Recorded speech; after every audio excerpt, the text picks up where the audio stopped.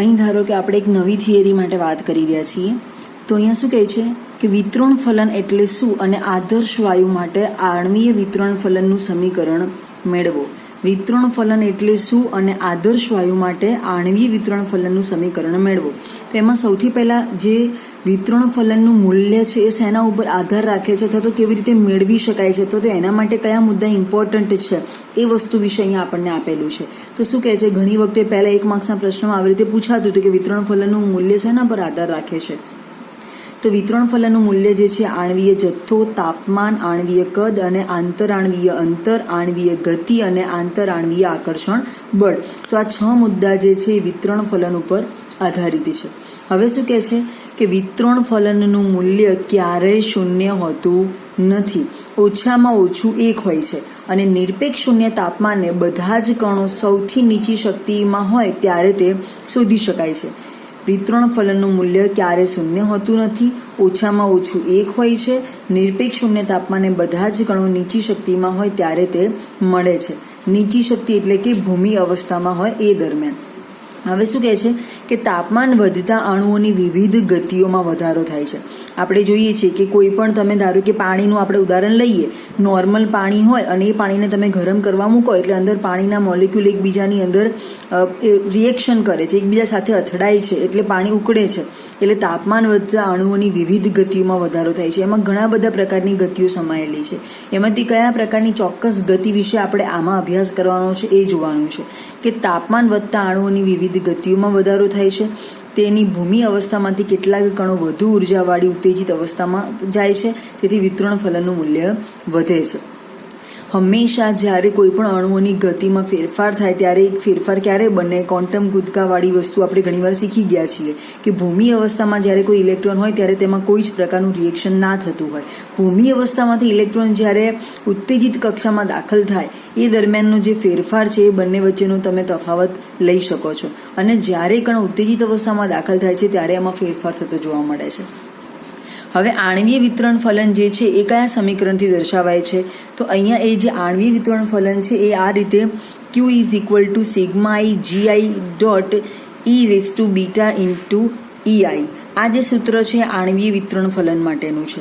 પરંતુ અહીંયા અગાઉ આપણે આ પણ જોઈ ગયા છીએ કે beta is equal two 1/kt લીધેલા છે. તો beta is equal two 1/kt ના સંદર્ભમાં અહીંયા Q is equal to sigma i gi into e raise to ei divided by kt, એટલે બીટાની કિંમત અહીંયા આપણે મૂકી દીધી છે. તો અહીંયા આપણને સમીકરણ 1 મળે છે.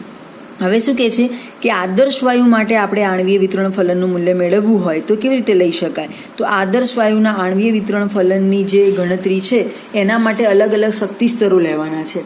તો એના માટે ગણતરી માટે આણ્વીય શક્તિ સ્તરોની જરૂર પડે છે, જે શ્રોડિંજર સમીકરણના ઉકેલ દ્વારા મેળવી શકાય છે. જે આપણું પેલું સાઈવાળું સમીકરણ છે એ શ્રોડિંજર સમીકરણ છે. હવે શું કહે છે કે બ્રોન ઓપનહોમેનના સન્નિકટ સૂત્રને આધારે, જે સન્નિકટ સૂત્ર મળેલું છે એના આધારે એવું કહી શકાય કે કોઈ પણ અણુની જે કુલ શક્તિ છે એ કયા કયા પ્રકારની શક્તિનો સરવાળો છે.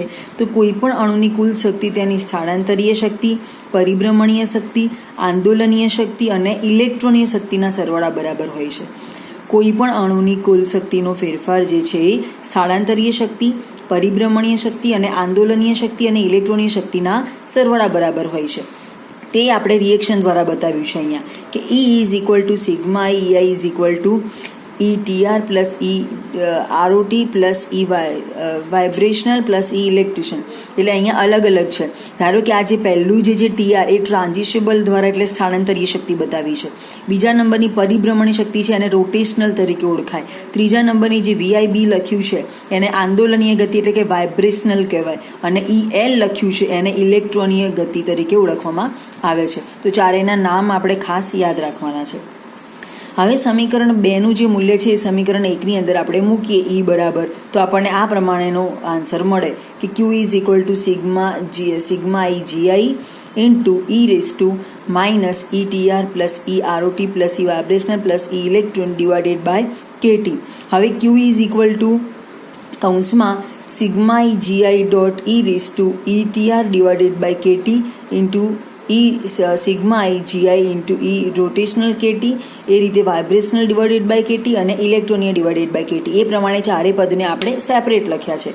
ખાલી અહીંયા શું કર્યું છે, આટલું પદ એઝ ઇટ ઇઝ રાખ્યું છે, પછી આ પદ લીધું છે અને ડિવાઇડેડ બાય KT, ફરી પાછું આટલું પદ સેપરેટ લીધું, આ પદ લખ્યું ડિવાઇડેડ બાય KT, ફરી પાછું આ પદ સેપરેટ લખ્યું વાઇબ્રેશનલ ડિવાઇડેડ બાય KT. તો આ પ્રમાણે આ જે આન્સર છે એનો મતલબ અહીંયા તમે Q is equal to QTR plus into Q rotational into Q vibrational into Q electronic, આ પ્રમાણેનું સમીકરણ તમે એનું મેળવી શકો છો.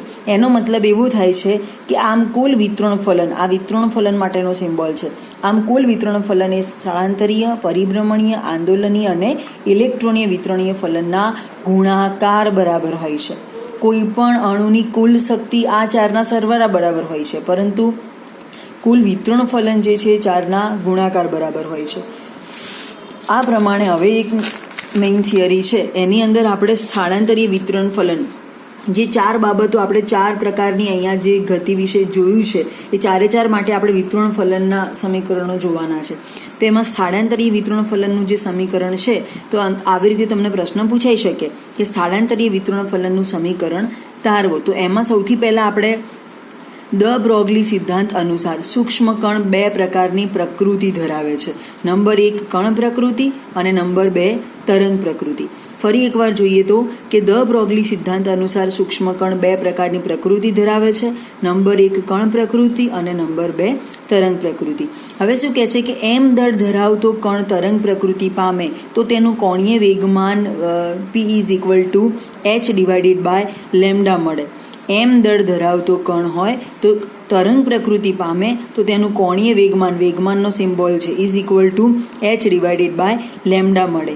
એમાં h જે છે એ પ્લાન્ક અચળાંક તરીકે ઓળખાય છે. એનું મૂલ્ય પણ આપણે 6.626 ઇન્ટુ 10⁻36 એ પ્રમાણેનું લેતા હોઈએ છીએ.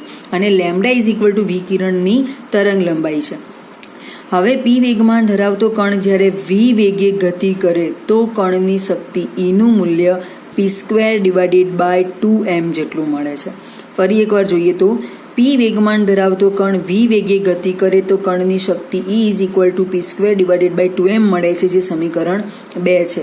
હવે સમીકરણ 1 નું મૂલ્ય આપણે એમાં મૂકીએ તો અહીંયા E is equal to h² divided by 2m lambda એ સમીકરણ 3 મળે છે. એકદમ ઇઝી થિયરી છે.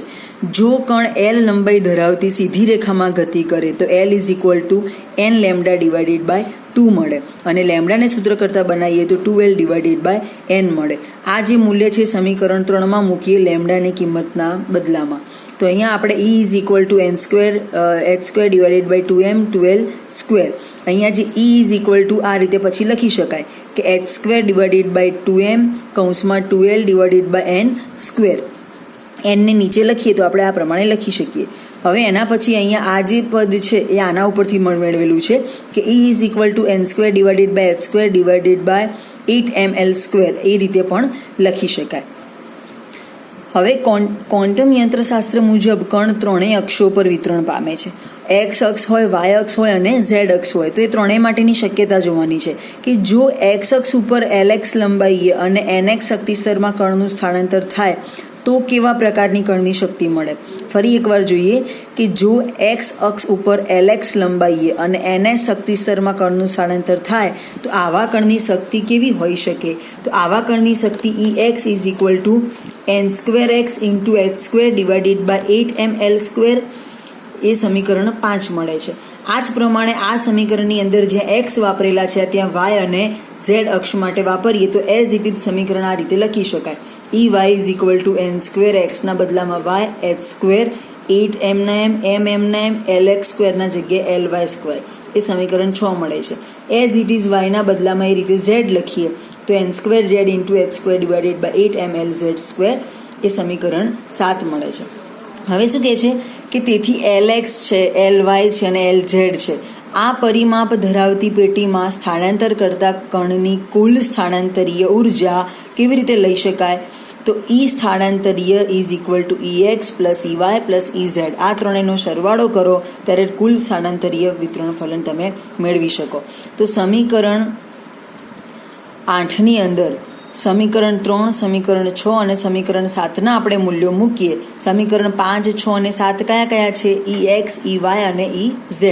એની અંદર તમે સમીકરણ 8ની અંદર આપણું જે ટ્રાન્ઝિશનલ સેટ છે એની અંદર તમે આ પ્રમાણે કિંમત મૂકો તો આ પ્રમાણેનું સમીકરણ મળે તમને.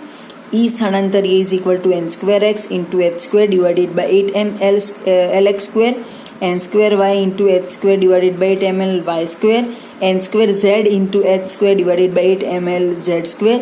એ રીતે is equal to h2 divided by 8m જે છે એને કોમન લીધા છે અને અંદર બધા nx square is divided by lx square, એ રીતે ny square divided by ly square જે બાકી વધે છે બધું આમાંથી h square આપણે લઈ લઈએ અને 8m લઈ લઈએ તો આ પદ બાકી વધે અને આ પદ બાકી વધે. એ રીતે આમાંથી આ બે કાઢી દઈએ તો આ પદ બાકી વધે અને આ પદ બાકી વધે. એ રીતે આ કાઢી દઈએ અને આમાંથી આ કાઢી દઈએ તો આ પદ અને આ પદ બાકી વધે છે.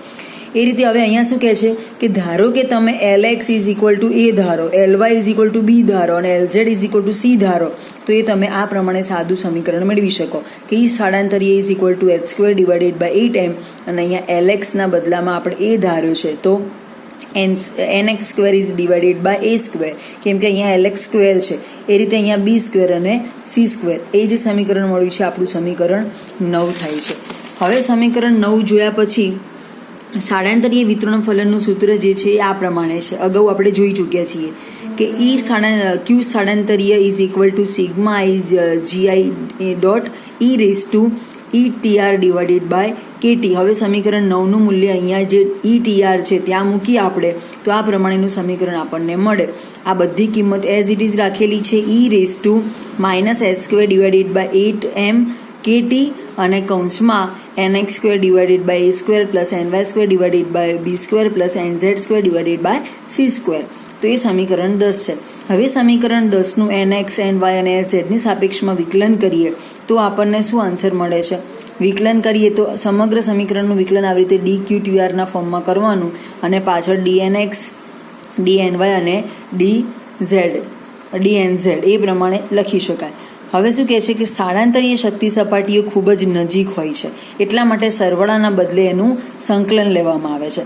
તો અહીંયા આપણે સંકલન of dqtr is equal to સંકલન of gi dot e raise to minus h2 divided by 8m KT એ રીતે બધું આખું પદ આપણે એઝ ઇટ ઇઝ લખ્યું છે.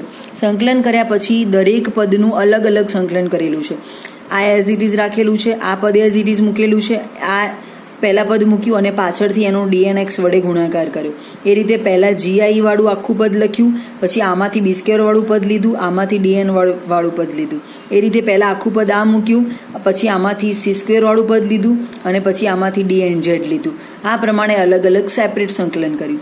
એનું આપણે જ્યારે સાદુરૂપ આપીએ ત્યારે qtr is equal to √2π m KT divided by h એ રીતે into a divided by 2π m KT divided by h એ રીતે અહીંયા ઇન્ટુ b. અહીંયા તમે a સ્ક્વેર લખો એના બદલામાં અહીંયા આપણે a b અને c વડે ગુણાકાર કરી બધાના ભાગાકારમાં h મૂક્યો છે.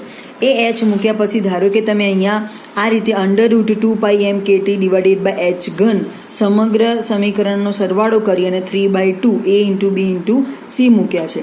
એ રીતે અહીંયા 2π m KT divided by h ઘન 3/2 a into b into c જે સમીકરણ છે સમીકરણ 11 મળે છે.